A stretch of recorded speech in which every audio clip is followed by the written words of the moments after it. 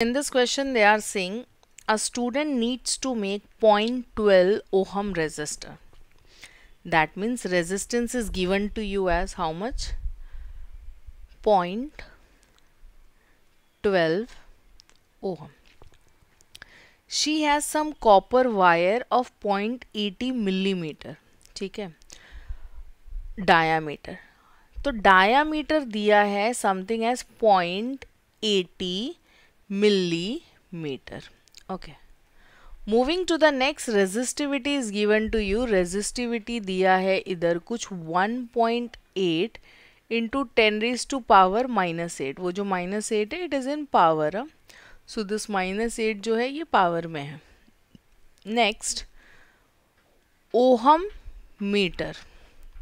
Now they have asked you to determine the area of the wire. इसने तुमसे क्या पूछा है? Area of the wire निकालो. देन उसके बाद उसने सेकेंड पार्ट में पूछा है लेंथ ऑफ द वायर जो है ये भी कुछ तुमको फाइंड करना है. Now let me tell you how to determine the area. Let's say कि ये मेरा वायर है, ओके, बट ऑब्वियसली इसका पीछे कुछ लेंथ भी होगा. ये हमारे पास क्या है? वायर है. तो जो वायर का एरिया होता है, या फिर अगर हम बोले cross sectional area is the word used in terms of wire. So इसका जो क्रॉस सेक्शनल एरिया होगा इट वुड बी समथिंग, ये जो आगे तुमको दिख रहा है ना ये part, so this is the cross sectional area. You can see that इसका शेप कैसा है? सर्कल में है. सो एरिया ऑफ सर्कल का फॉर्मूला तुम लगा के इजीली क्या कर सकते हो? डिटरमाइन कर सकते हो. So here will apply the area of circle का formula. So area of circle का formula. Anyone knows area of circle formula? Yes, very good. Area of circle is something, it is given by the letter pi r square. So r stands for radius, but हमारी case में radius तो है ही नहीं. What we have is a dia. Now we know that कि dia के through radius निकाल सकते. अब तुम्हारी चॉइस है, या तो तुम d/2 रख के bracket raise to whole square करके सॉल्व कर दो, या फिर तुम रेडियस निकाल लो. That is completely depend upon you. So let's say कि मैंने इधर रेडियस फाइंड किया, वॉट एवर द डायामीटर जो है इसका हम लोग क्या कर देंगे? डिवाइड कर देंगे 2 से. तो ये हो जाएगा 0.40 मिलीमीटर. Okay, 0.40 millimetre. मिली को रिप्लेस करना होगा. This is not the SI unit. So 40 हो गया. Instead of milli I will be writing 10 raised to power minus 3 and बचा क्या है? मीटर बचा है. समझा how to go with it? So let's go solve करते हैं इसको. या so if you'll put it, यहाँ पे हमारे पास क्या आ गया? पाई की जगह पे हम क्या रखेंगे? 3.40.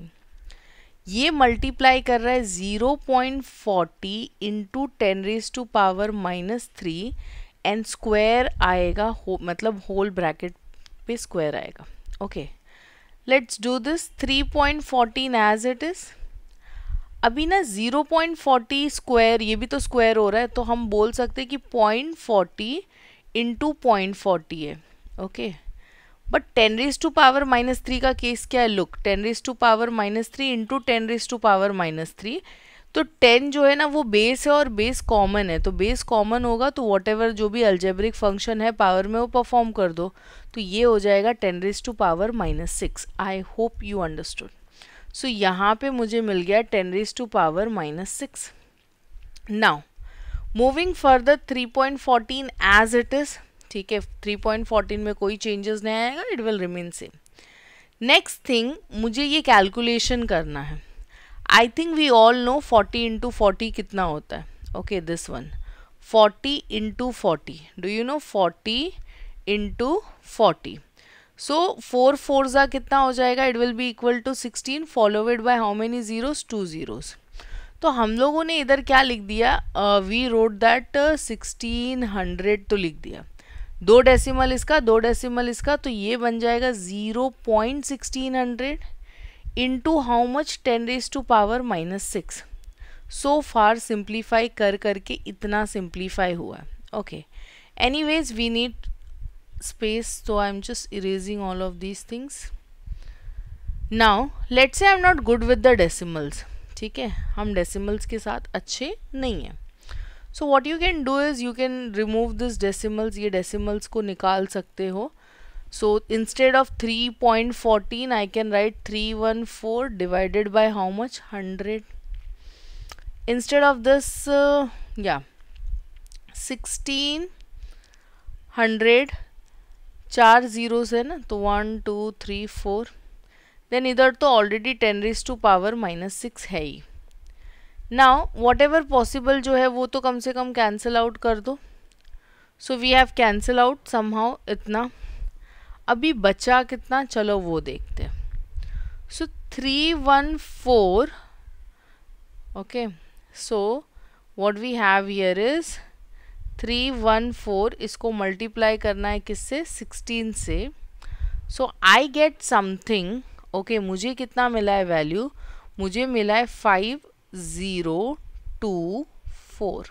ओके, अभी ख़त्म नहीं हुई स्टोरी, अभी बाकी है. लिसन, इधर है 10⁻⁻6, नीचे कितना बचा है, 4 जीरो बचा है. इसका मतलब होता है कि ये 10⁻4 है.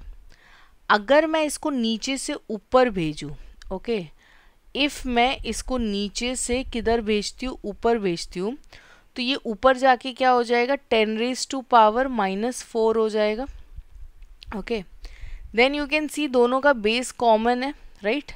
तो अगर दोनों का बेस कॉमन है, सो 5024 इंटू 10⁻⁻10 हो गया.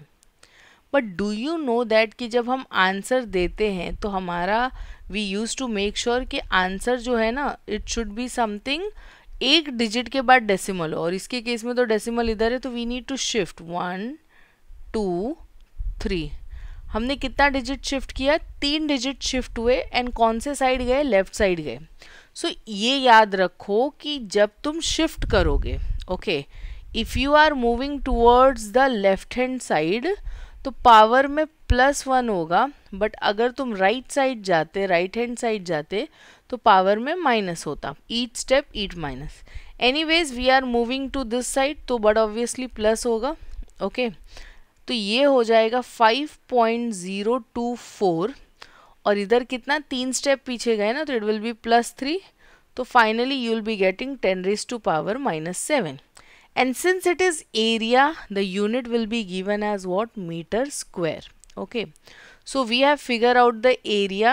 तो यहाँ पे हम बोल सकते हैं कि therefore area जो है मेरा, ये 5.024 इंटू 10⁻⁻7 मीटर स्क्वायर है.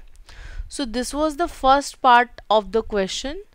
Somehow we have determined. Okay, now this is not the only.